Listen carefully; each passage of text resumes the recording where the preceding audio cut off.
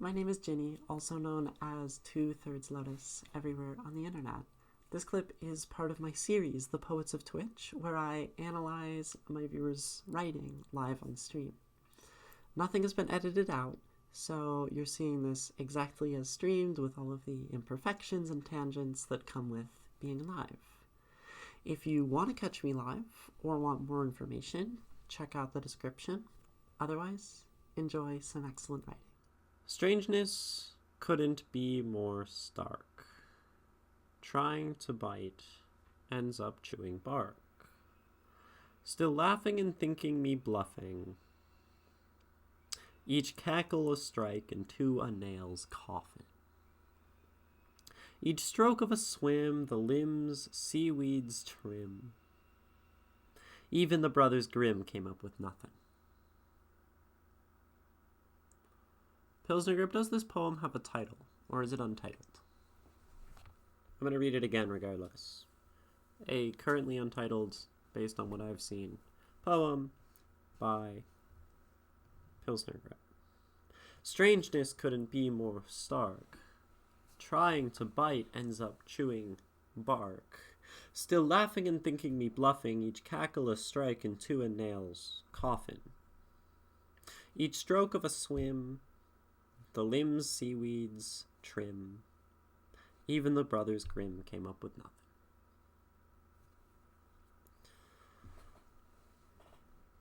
Untitled work by Pilsnergrip. Just a thing that came to you? Awesome. Awesome. Where do I want to start? What is this giving? Still laughing and thinking me bluffing, each cackle a strike into a nail's coffin. I really like, so this is just like an immediate observation. So you set up like a rhyme scheme sort of, right? In that you have AA here, right? Stark bark. And then you have like, I guess, C here, right? And then you like very much don't rhyme in the middle. Bluffing and coffin, they're like close. They're close enough that you want them to rhyme, but far enough to know that it's like not really a rhyme that's intentional. But then it sort of like happens that B here rhymes with B at the end, which is cool, right? I also think something about rhymes is they tend to flow. This is the fundamental reason to rhyme, in my opinion, is to create flow. When we see something rhyming, we want to like push to that next rhyme. Strangeness couldn't be more stark. Trying to bite ends up chewing bark, right? I have no education, so sorry about that. No, I'm not. I am in fact complimenting what you were doing here. This poem is cool. I'm fascinated. Yeah. So, strangeness couldn't be more stark. Trying to bite ends up chewing up bark. Still laughing and thinking me bluffing. Each cackle a strike into a nail's coffin. Each stroke of a swim, the limbs seaweeds trim. Even the brothers Grimm came up with nothing. So this is cool because like when we have rhymes, they tend to like connect things to each other, right? B and B are like sort of connected just by the fact that they rhyme, and the brothers Grimm sort of tragic fairy tales along with coming up with nothing and coffin and death. These are like an interesting connection to see maybe immediately. But also I like that, so we go from bluffing to coffin, right? Where we had like the momentum of the rhymes, and then it just stops with coffin, which really evokes that feeling of sort of death, I would say, I think. Still laughing and thinking me bluffing, each cackle a strike into a nail's coffin. It like gives you pause and sort of makes you want to sit there. And I'm not sure why rhymes have a tendency to, or verse has a tendency to flow, but it always feels like sing-songy to me. Maybe I'll like get an example Especially when I was saying that, like, pushing to a like rhyme. I'm gonna get Pushkin for this.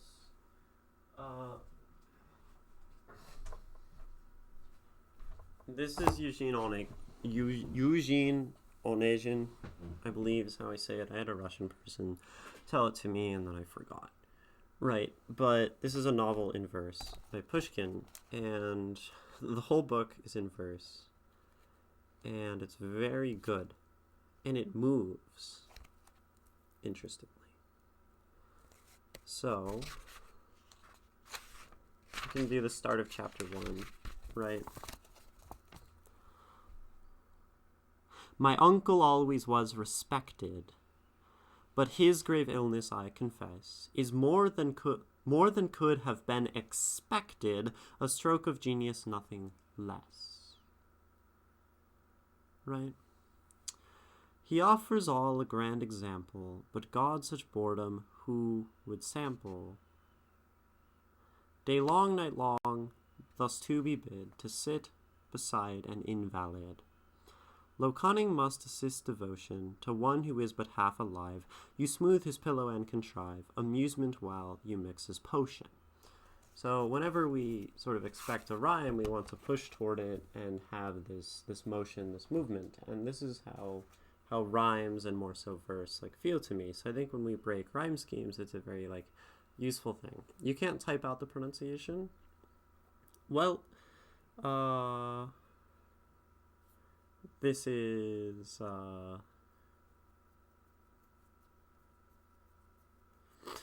the nature of sharing your poem. Okay, yeah.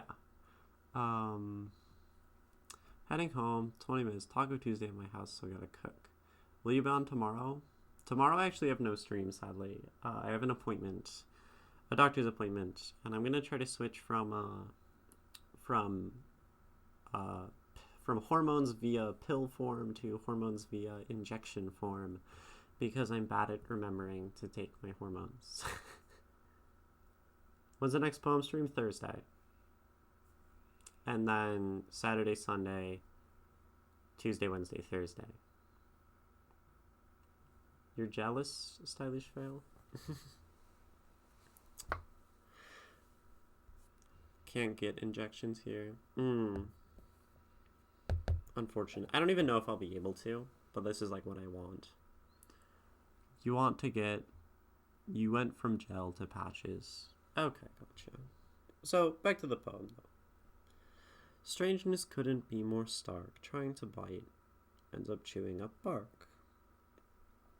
Still laughing and thinking, you bluffing, each cackle a strike into a nail's coffin. And if we're talking about, like, artistic intentionality, I think this is conveyed very well, like, the intentionality of the non-rhyme here, specifically because we come back and rhyme later, right? Like, the fact that the author knows that they could do nothing, or bluff in the same way as nothing, really, like, reinforces the fact that we are trying to not rhyme in the middle stanza, and I like this a lot about the rhyme scheme. Now, this has told me really nothing about the poem, other than maybe there's a connection here between the last lines of the latter two, or the latter two stanzas. We'll see, though. Can I reserve this Thursday as a poem breakdown of mine around start of stream? You can submit. I have a few things in queue. And if you submit now, you might. You know, that's all I can really say. There is no means to reserve or push one's poem up ahead at the current moment. Well, mine were submitted a while back for you to read for fun. Oh, you mean the ones like way back? Oh, when I was sad, when life was ending because the election, and I just read poems. I see. This will definitely influence my decision to be more likely to read your poem Thursday at the start. We'll see, though. I make no promises because promises are a lie. So strangeness couldn't be more stark. Trying to bite ends up chewing bark. Still laughing and thinking me bluffing, each cackle a strike into a nail's coffin. Each stroke of a swim, the limbs seaweeds trim. Even the brothers grim came up with nothing. So there's so little here and so much here, right? So strangeness couldn't be more stark. Trying to bite ends up chewing bark. Still laughing and thinking me bluffing, each cackle a strike into a nail's coffin. Let's start with this, right? I think this stanza maybe makes the most sense to me, or I have an idea of maybe what I think it's saying for now. So, still laughing and thinking me bluffing, right? So this is something is laughing, right? Thinking that I am bluffing. So perhaps laughing at something that is thought that I intend as a joke, something that may legitimately be like pain or whatever, and I think this is reinforced by each cackle, a strike into a nail's coffin, right? That whatever is happening here, one stanza of this poem is dedicated to the idea of being laughed at as a sort of unpleasant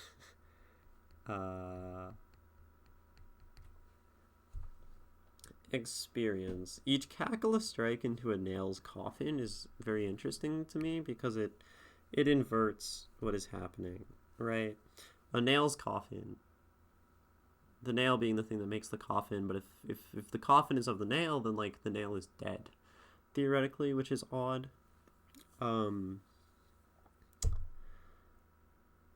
But it's a similar inversion to what we have before with like chewing up bark, trying to bite chewing up bark. Like there's maybe a clear sort of intention that is constantly subverted, at least in the first two, maybe three stanzas, the whole poem, right? Each stroke of a swim, the limbs seaweeds trim. So we think about maybe someone literally swimming, the limbs of seaweed. This could in some way imply like entanglement. This is like what it's giving to me. And then we have this continued theme of effort without fruition. And even something like the Brothers Grimm came up with nothing or nothing. This is, of course, is like writers, people who are very literate, able to come up with things, unable to come up with something. So I think fundamentally, like the feeling I'm getting is like I said, effort, fruitless effort, right? Is some kind of feeling I have here. These short poems are really fun to analyze because there's less to go off of. Strangeness couldn't be more stark. Trying to bite ends up chewing bark. Strangeness is a really interesting word to me.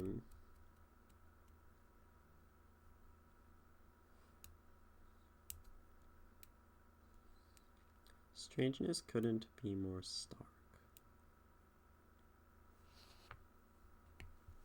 Stark. Black and white.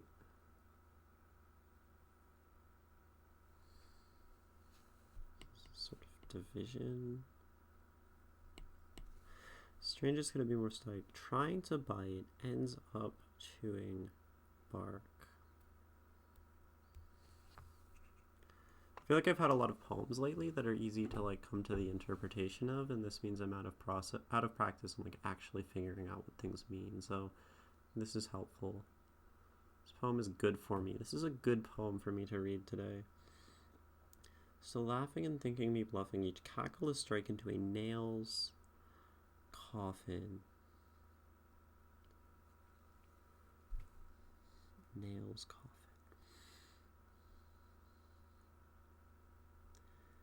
Each stroke of a swim, the limbs seaweed trim, even the brothers grim came up with nothing.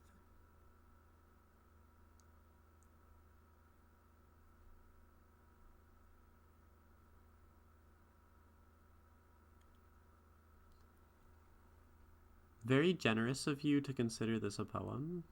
Of course this is a poem.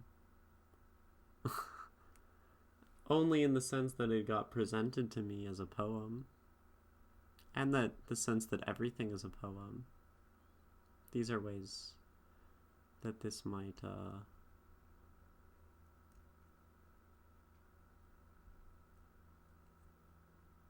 like, it's most certainly a poem.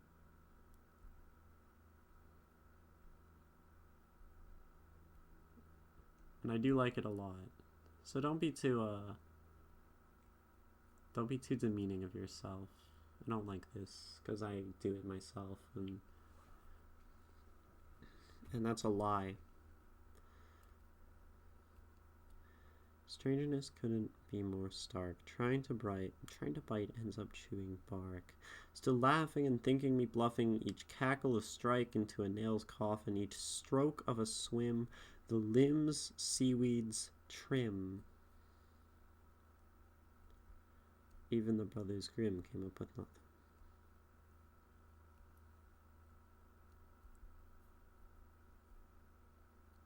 Even the brothers grim came up with nothing.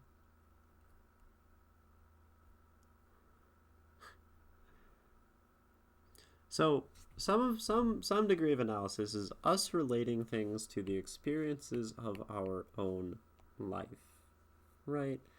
This is what we do. We take something that we see and we sort of create a new art piece, blending our own interpretation and our own life experiences with what the poem is expressing. So I'm sort of reading like this idea of fruitless effort, and the interesting thing is this is like something that has been on my head a lot lately, is like working hard, looking at like, I guess, strangeness, and coming up chewing bark. Like this is a relatable poem, in a very deep and relevant recent sense. Time to go. Have a good one, Brian Liu. See you on Thursday, hopefully. Fruitless effort. You see, because lately, I was talking about this at the very start of stream, that I have been feeling very, like, unable to write lately.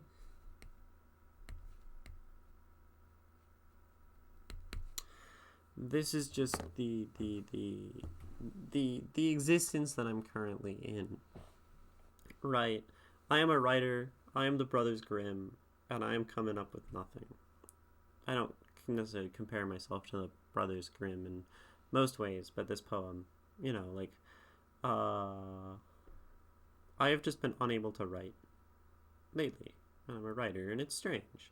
It's this sort of fundamental dichotomous failing of being, or something like this, right?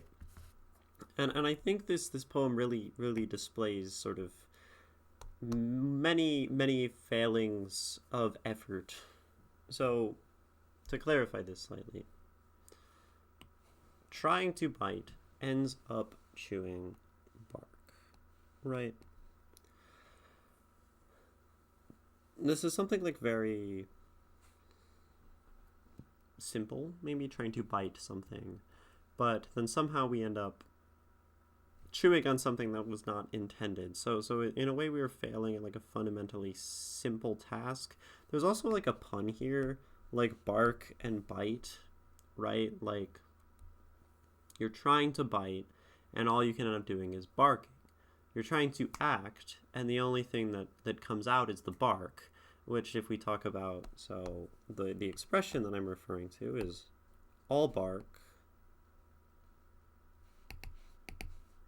no bite, right? With, of course, the other thing being like chewing on literal bark as opposed to like a food, which makes sense as like plant objects, right? Which makes like a really cool like double meaning here. And both of them make sense, right? So this refers to only being like talk and talking a lot and hyping yourself up and then not actually taking action. And then similarly, trying to bite and only chewing bark, trying to act and only getting something that you did not intend, or trying to bite, trying to, in the sense of the all bark, no bite, like act upon the things you say, and yet all you end up doing is like yapping, right? Still laughing and thinking me bluffing, each cackle a strike into a nail's coffin. And this maybe speaks in my head to the way that life mocks us for our failings. Like we sometimes we fail and we don't understand why, and we exist in this like cycle of confusing failure. And this is maybe where like strangeness comes in, right? Like, why would I be failing to do this thing that I intend to do and am capable of doing, and thus the world maybe thinks we are bluffing, right? Because we should be able to succeed.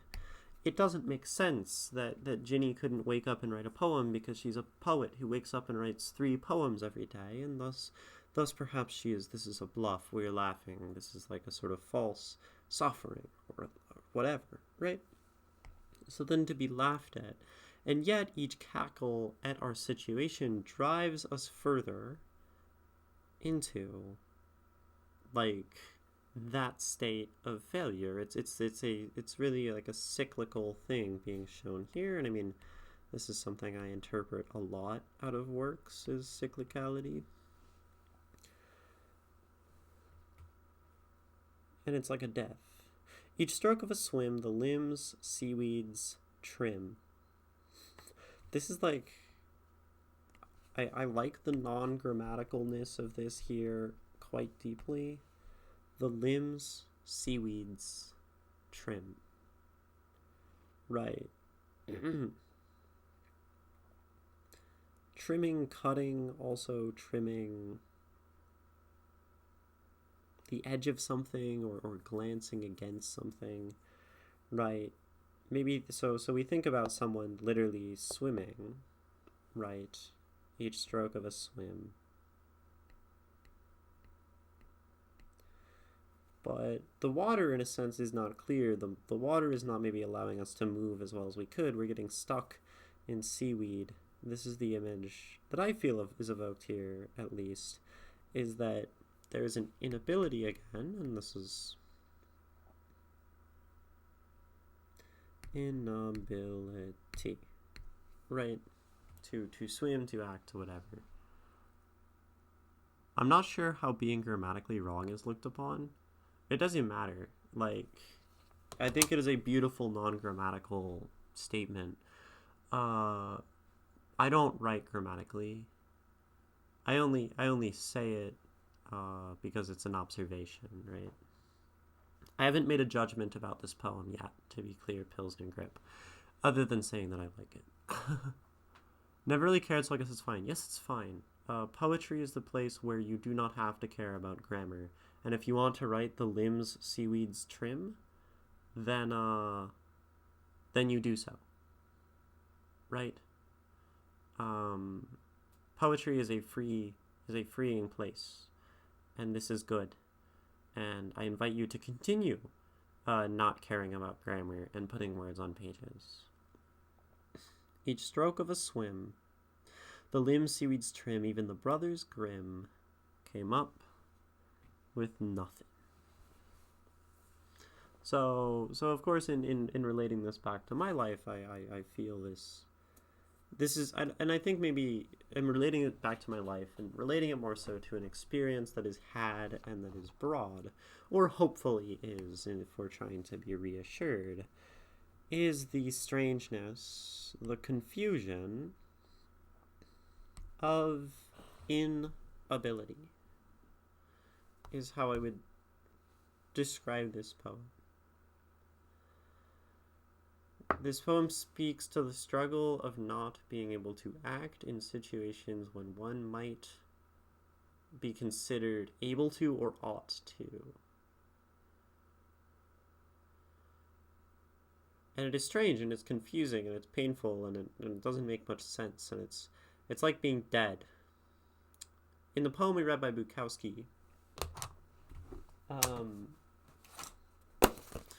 he says, right, he's grappling with death, he's grappling with suffering, and he asks, like, is this how this works? And he says that the tigers have found me and I do not care. And I think this also sort of speaks to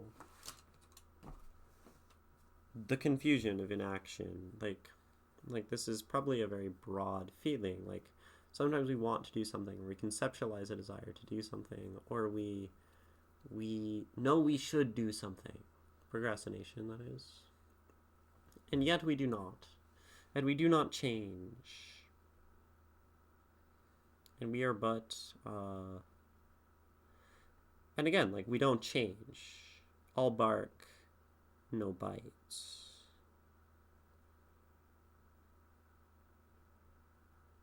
Driving, nails. Like, each cackleless strike into a nail's coffin is even a fruitless action, because, like, there's also, like, this, like, dead as a doornail. This is an expression. Or, like, but it's the nail's coffin, and the coffin already exists. We're striking nails. Like, it is all, like, redundant action, in a sense. This thing. Like, and that maybe makes sense. The laughing is unnecessary. The laughing is redundant, but the laughing simultaneously, like, gives the impression of the coffin and the death and the inability of us in our struggle. Maybe. Pilsner, do you mean it in the sense a nail one would use for a coffin?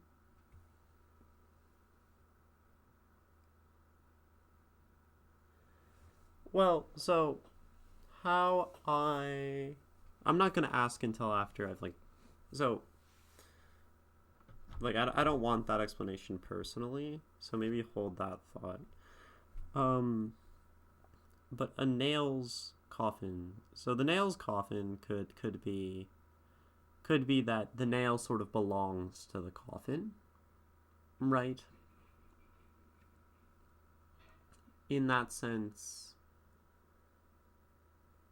that it's adding something like where it should be, right?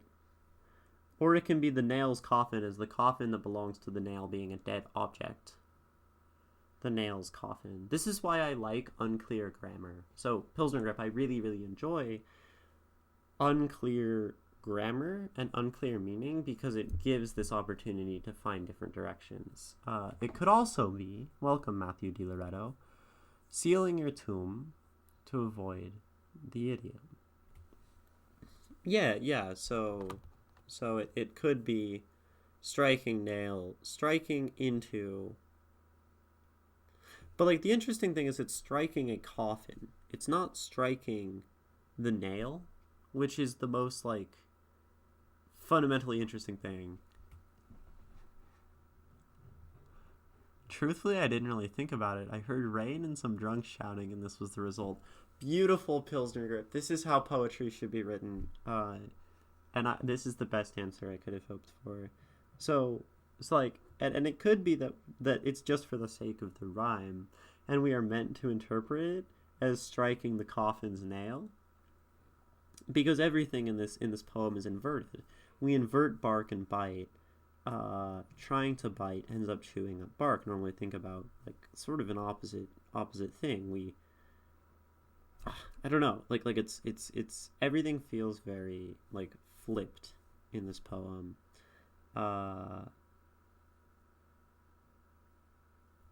It's cool. Still laughing and thinking me bluffing, each cackle a strike into a nail's coffin. Each stroke of a swim, the limbs seaweeds trim. Even the brothers grim came up with nothing. like, so this is actually in some way part of this reminding me of like some of High Caliber's work. Uh, Mostly going all the way back to like a specific line in I Dropped My Phone, which was when I am to walk, straw men make themselves at home where icy streets have clumsy feet. Right. This was one of my favorite lines from High Caliber's poems, or this is blurry. Um, where icy streets have clumsy feet. Like, it's this weird inversion of grammar where, like, theoretically the feet are on the street, but you talk about the streets having the feet, and then we're, like, improperly pluralizing something. And I like it. Like, it's cool. This the limbs seaweeds trim makes me think of that. I guess the laughing and thinking me bluffing was me wanting to punch the drunk guy. If you want some commentary. There you go. This makes sense. So we have this drunk guy trying to bite, trying to act, and then he thinks you're bluffing. Okay. I like this.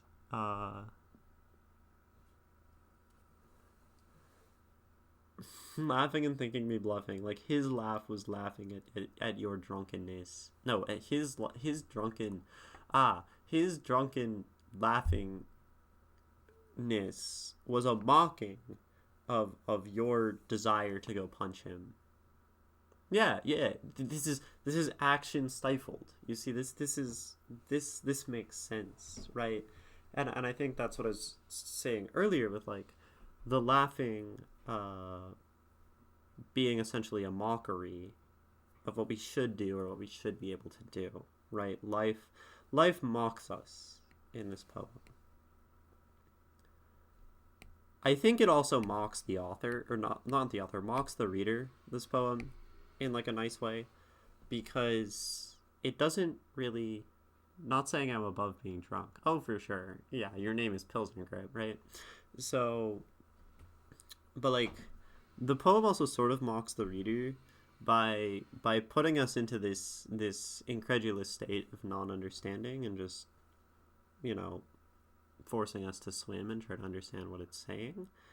Along with the line, even the Brothers Grimm came up with nothing, like the idea of the reading or the writing not having a clear sense to it, right? This almost implies maybe like a nonsensical nature. like the whole poem maybe feels like a joke that no one is supposed to get.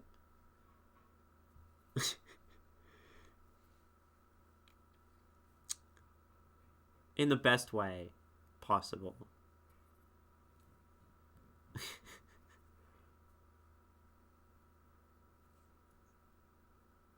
I think.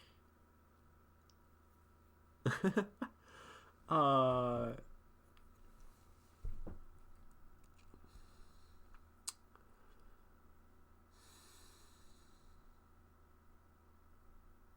Does anyone else have thoughts on this poem? Does anyone hate this poem? Does anyone like this poem? Does anyone not understand this poem? You're probably not alone. I'm in pain right now, and your analysis has been really cool. It gave me some distraction. Oh, that's really nice. We're not done. We're not quite done. Like, I have more to say, I think. I mean, it's a very short poem, so in a sense there's... Maybe we can talk about lack of clarity as a poetic tool. This is a thought. What does Nozdrovje mean? Lack of clarity.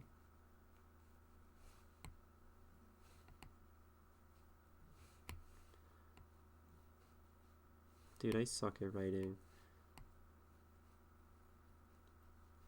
I've been getting ads on Instagram for like the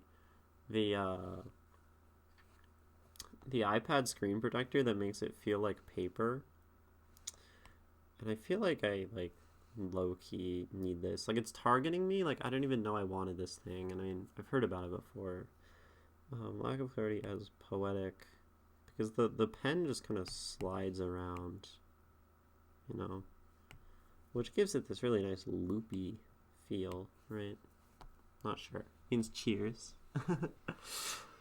Okay, so lack of clarity as an intentional tool is maybe something that I would look at as a poet, if one is someone who likes being far on the left of the specificity graph, right? You have a proper tablet like that, it's a dream to write on. Like one of like the remarkable ones. My dad has one from that specific company.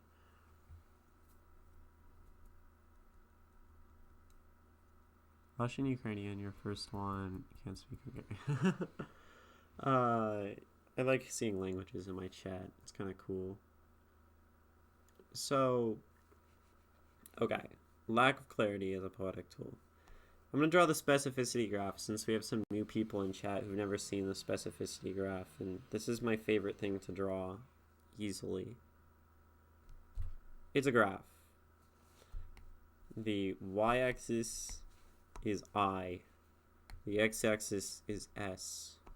These stand for specificity and interpretations. And the graph goes like that. Maybe we can make it smaller for scale. Oh, I actually drew the graph right today. Okay, this is like roughly how the graph works. And then maybe there's some sort of strange like asymptotic thing there, but it doesn't really matter. This is theoretical and my invention. The specificity graph. Basically, the more specific you get, right, the less interpretations will be available in your poem, right?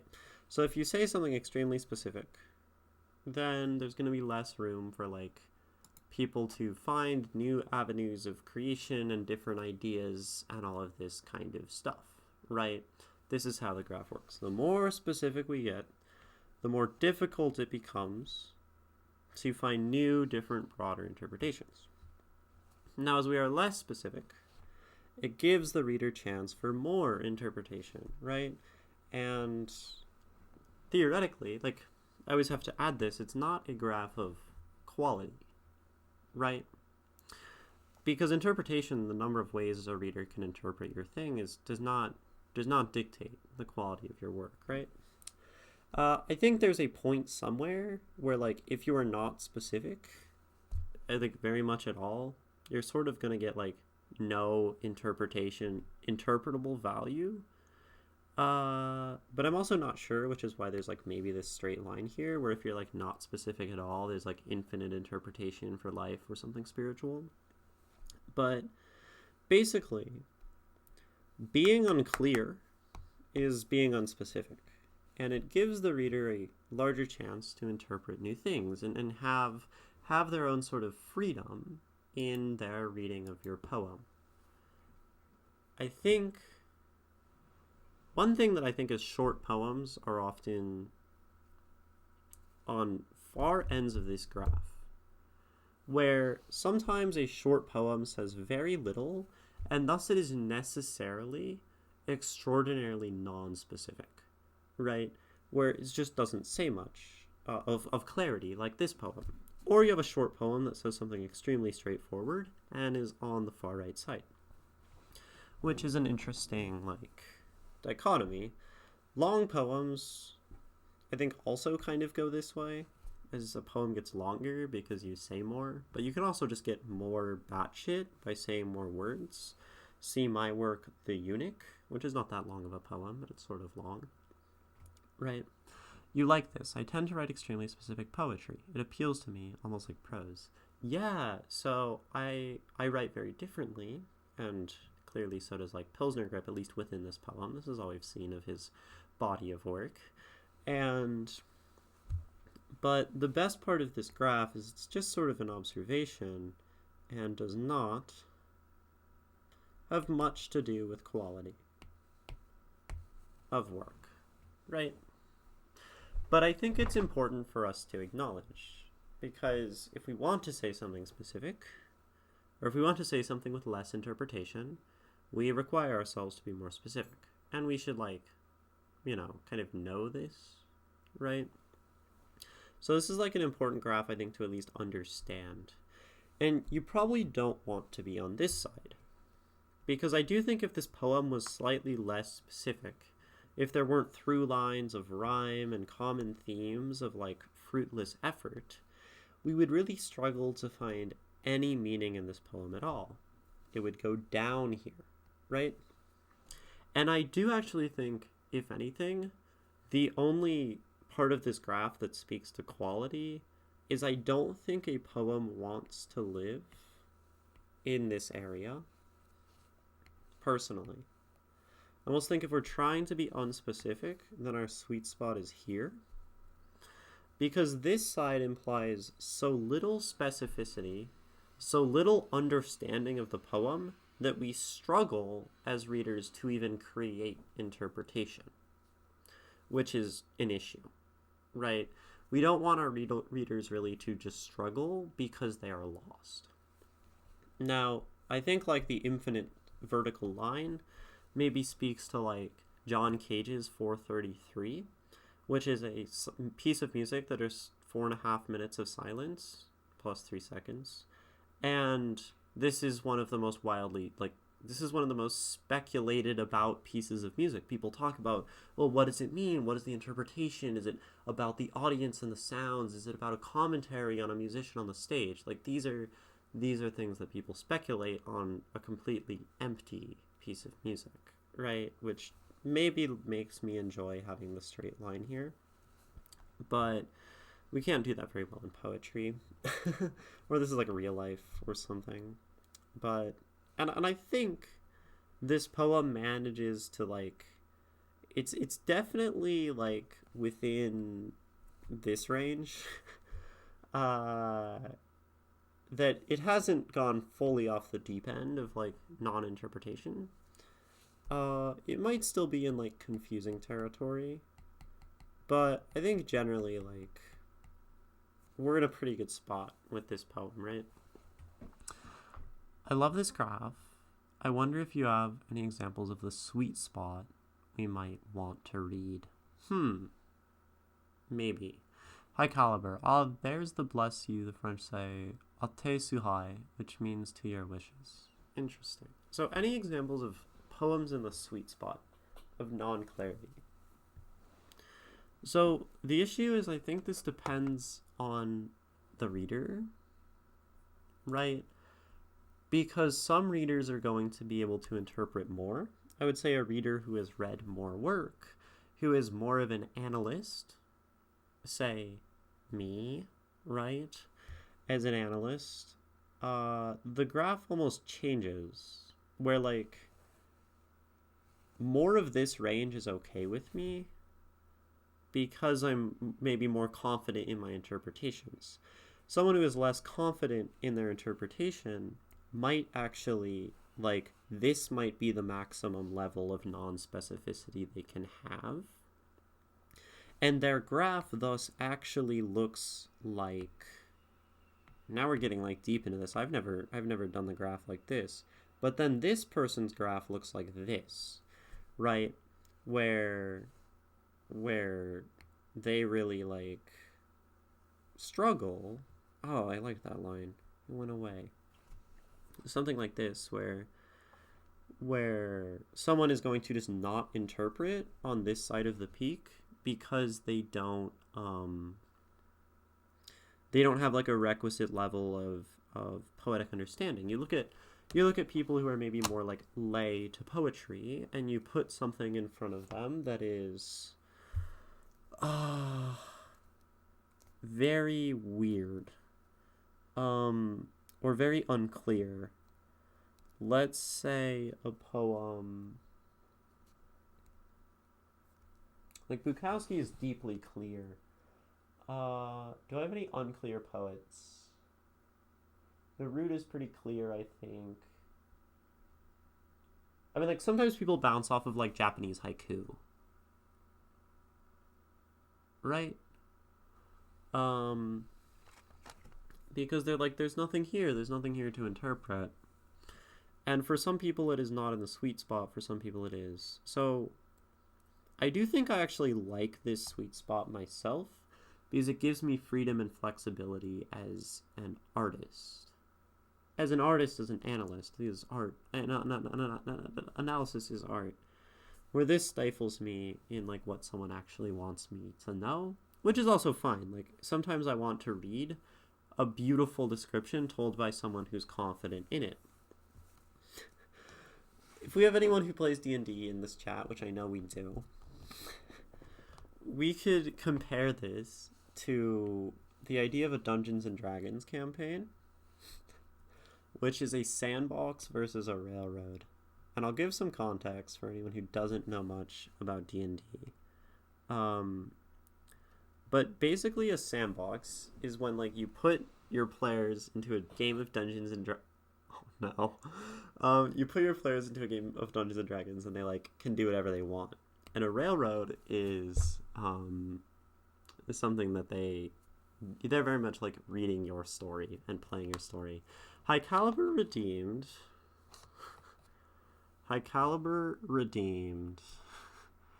Iambic pentameter 5 minutes. So I'm going to improvise iambic pentameter for 5 minutes while trying to continue talking to the point. And this starts at 2 hours and 24 minutes into stream. So here we go into a world of verse in which I struggle greatly, for I have a lot to say about the current thoughts, the things in which I've writ upon. I'm struggling this page. I think I need to keep myself from rhymes, for if I do, I fight a double fight. Because if I must both talk in a verse and also speak to what I have once heard, then I get... Dude, I'm struggling. Then I will fail to truly speak my mind. I also find it difficult not just to read work in that lower range, but to express myself at that. To level not in verse that one is okay, probably, just due to my inexperience. It doesn't fit in my pentameter. I'm really struggling with this today. Sometimes I do better. But here we are, continuing with stream. And you redeemed voice training reminder, as well stylish fell, but this is too much. For if my mind is bogged, it is not flush with new ideas and many thoughts of verse. I think the mind that is of poems is free. It should not be bogged down with all the work. It should just move from thought to thought in me.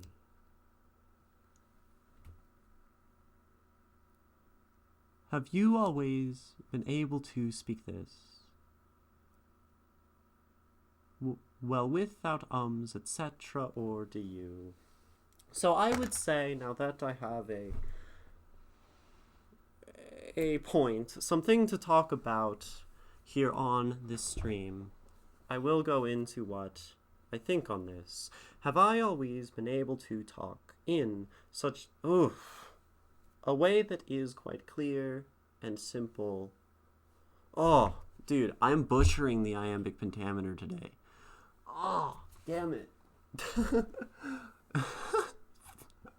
Fuck you, High Caliber. For those who don't know, if you can't see like the point redeems, I have a redeem where I have to talk in iambic pentameter for 5 minutes. It's really hard.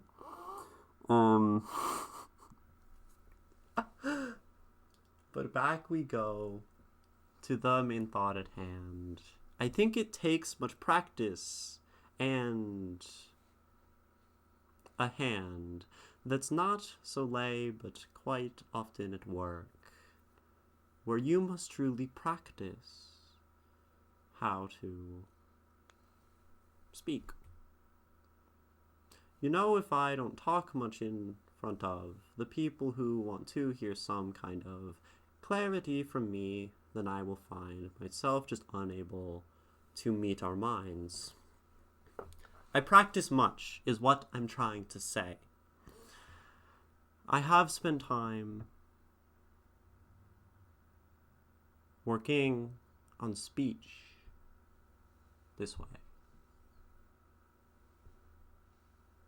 I'm done. I can't do the iambic pentameter. Wait, I committed to it. It's a point redeem. I have to.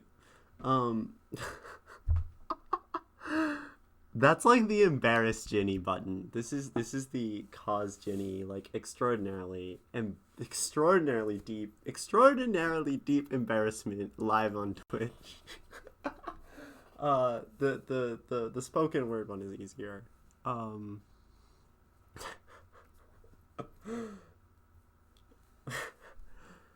But here we go into the latter bit of me talking as if a real sonnet. But yet that is not quite the normal scheme of something like a B, a B, a B. Also not how a sonnet quite works, but here we are imposed with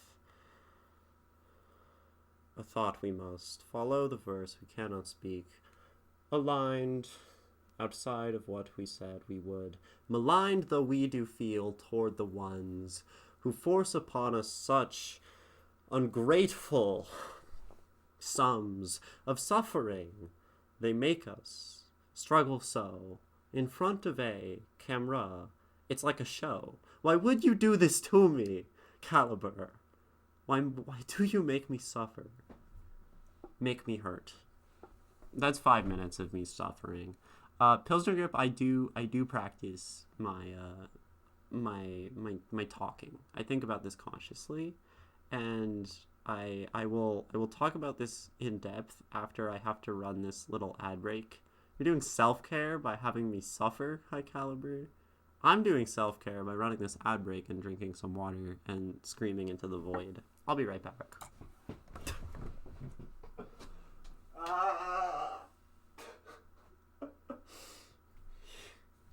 Fucking hell.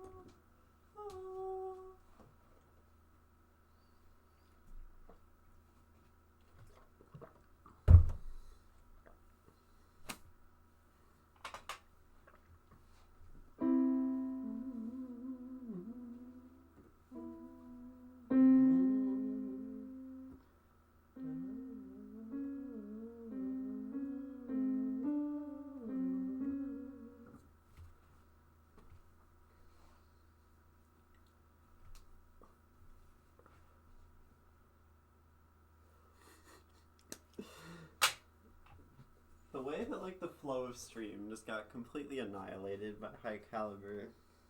Such a struggle.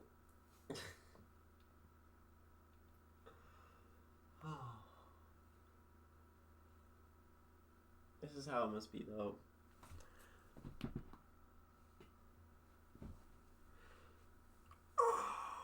Okay.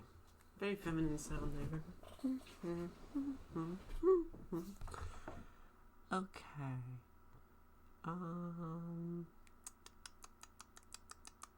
Stream is almost back, I think. I have a lighter, like fire.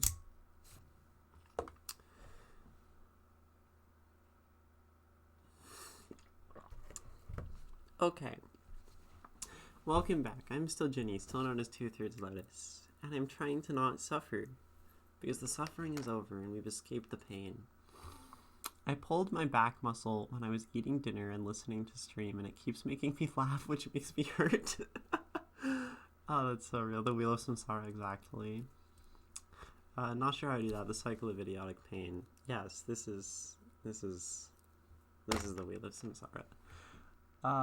So Pilsnergrip, you were asking about speech, and I actually have a few thoughts on this. I'm someone who has a lot of thoughts on this because I'm trans. So the point redeem from Stylish Fail earlier was voice training reminder, and this is for me to work on keeping my pitch high, right? And this is because I want to sound feminine, and often I don't because I slip out of it, and then my chat reminds me to sound like a girl because I want to sound like a girl, right? But there are other ways we also need to practice our speech, and as a Twitch streamer, this is something that I've very much thought of consciously. I've noticed throughout my streaming certain patterns of thought in the past. You timed it to be an asshole? Thanks, Stylish Fail. Thanks, Stylish Fail. My chat hates me. But, so, for example, when I was at the very start of stream, I actually did say, a lot. Or I would say but or and trail off. This is something I did very much more than I do now.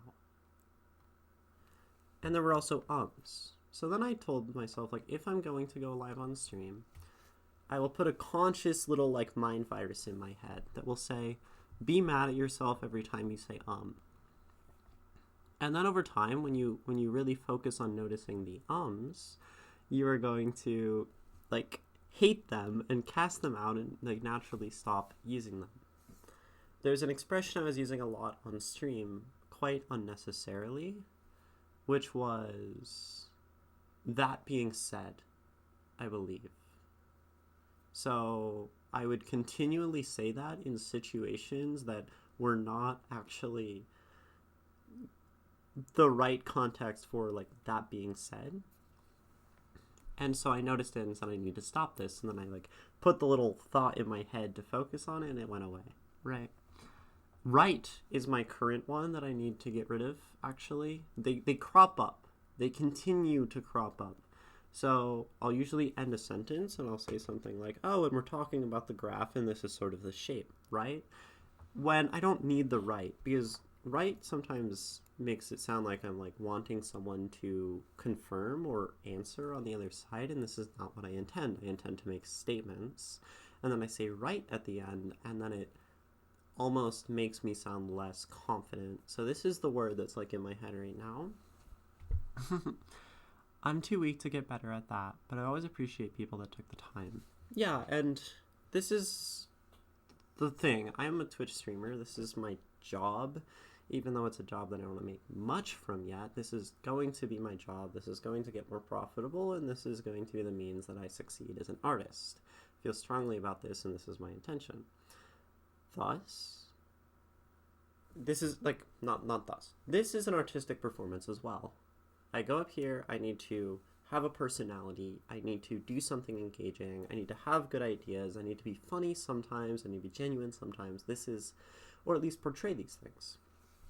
And in doing that, like, this is not something that comes naturally to anyone, so you practice. Like going up on stage and not quaking as you go to, like, perform some music on stage, right?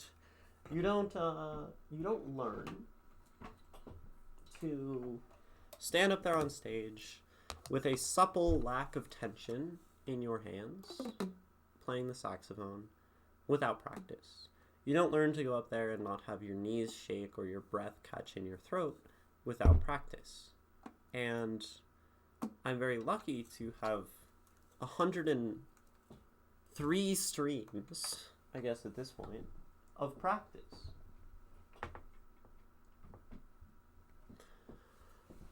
I started streaming 4 months ago, and since then I've gotten so much better at streaming.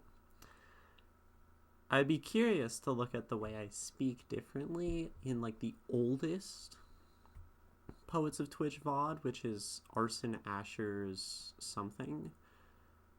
Deep by Arson Asher, I think, is the first Poets of Twitch, maybe. I probably speak differently. Like, you could check me on that. You know, we can, the playlist exists. I would invite you to go look if it's something you're curious about. I think more so than what I say.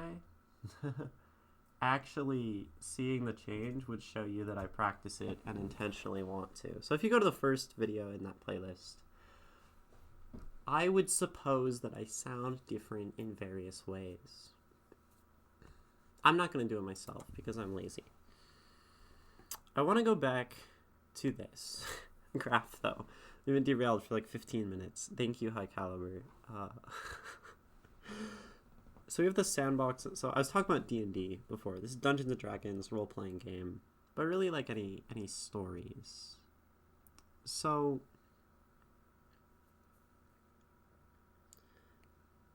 I was saying that this is like the sandbox D&D game. This is like the railroad. And this is important because I like both of these.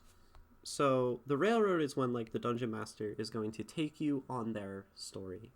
They write out the story, they have it planned, and you are playing in it, and it's going to be fun.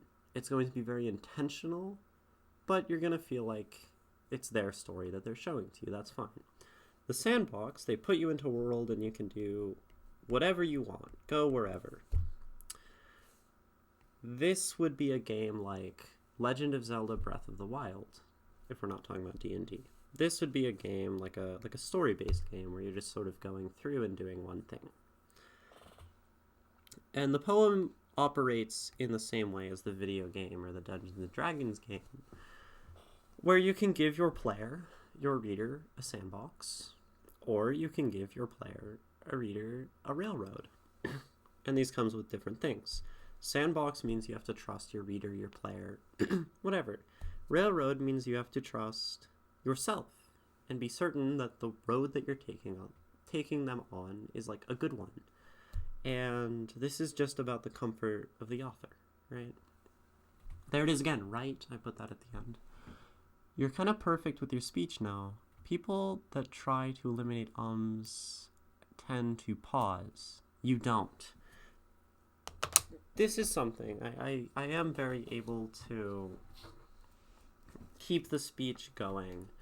And it's also something that like there are natural pauses that happen in speech, and I acknowledge that.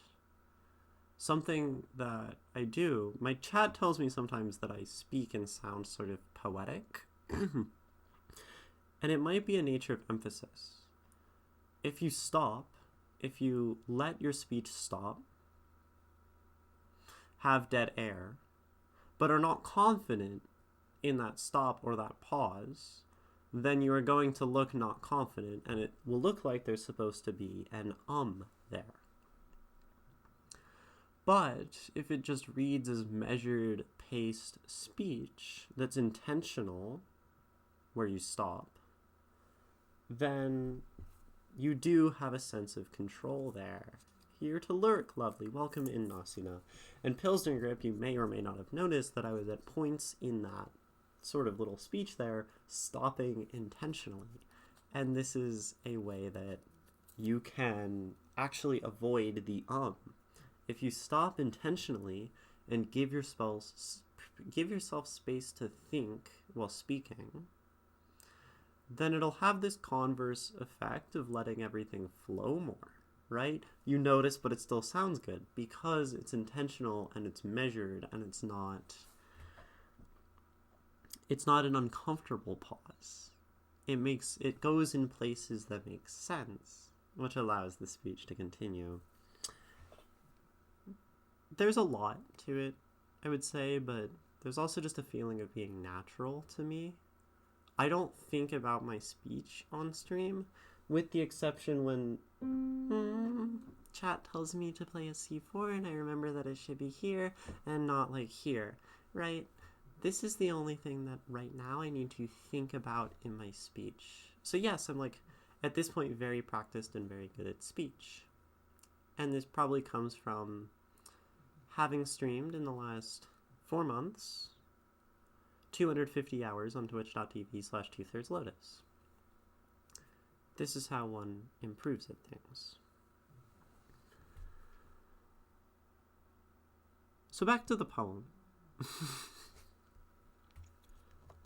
This poem does fall into like an interpretable range for me. I would suppose, Pilsnergrip, that if this is on the left edge of my peak of interpretability, this poem, it is likely in a much less interpretable space for some other readers. But you said you like having difficult to interpret poems. So I really am not concerned. I wouldn't critique it in that sense because you want it to be vague. And you've probably noticed, even if you sort of weren't sure exactly what you were saying with everything, that the way I think about the poem is different probably than the way you think about the poem. And as the author, you have ceded this to me by sending it for analysis, by also putting a poem here. If an author writes over on this end and they do it convincingly, I do think they probably can expect and should expect their reader to understand. If a writer lands over here, then they should expect the Wild West and wildly different interpretations of poetry or their work. It doesn't have to be poetry, it could be anything.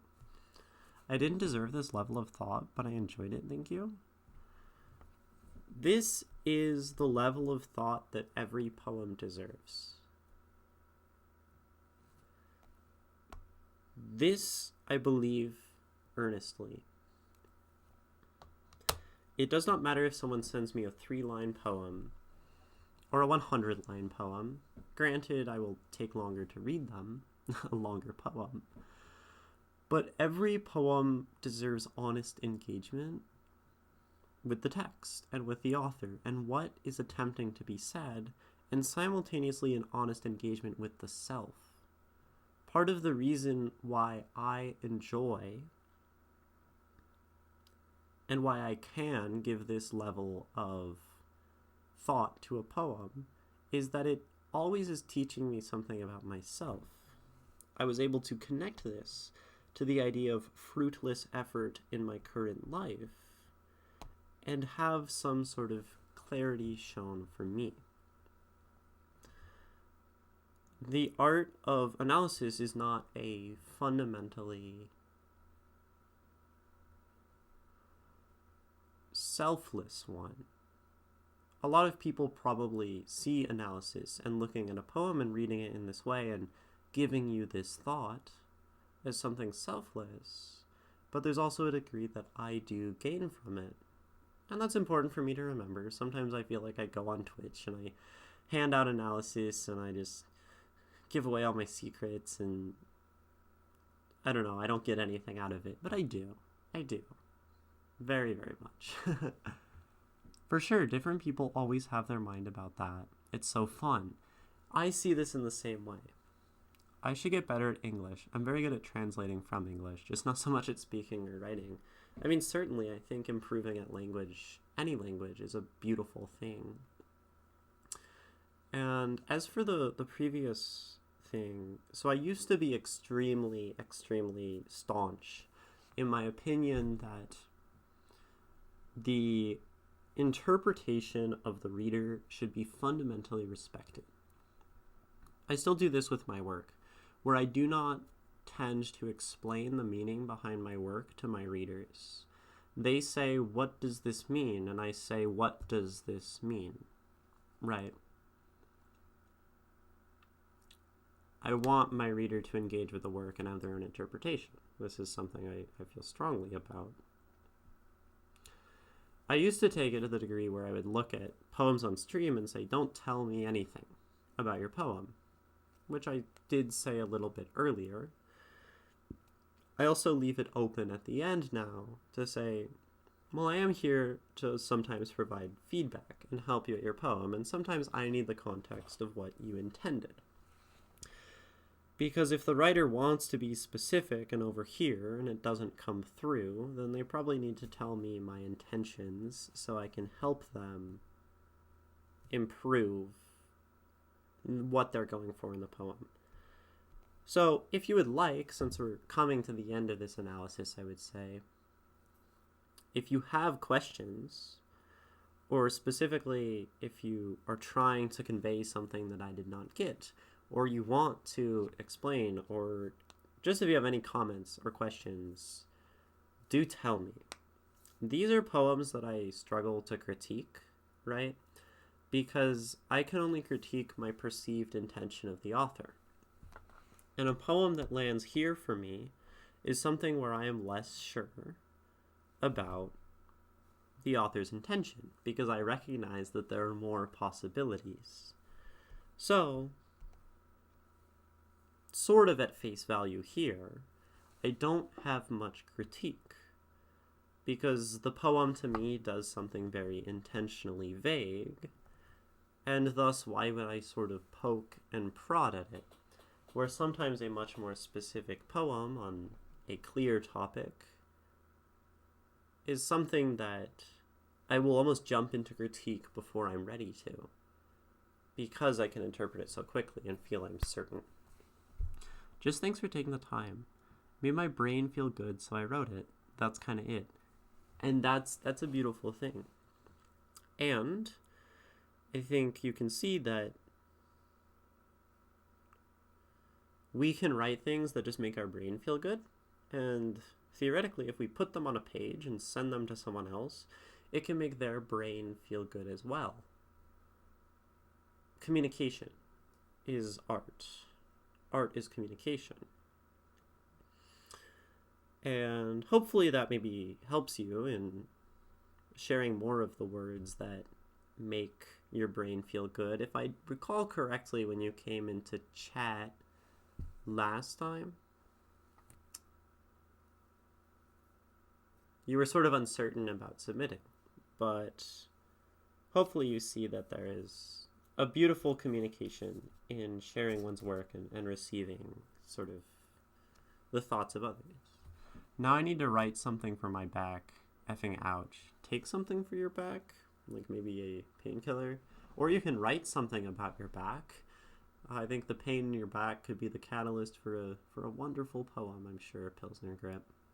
But I'm going to read this one more time. This is how we conclude analysis, as I read it, because I also think it's very important to just enjoy the sound of the poem.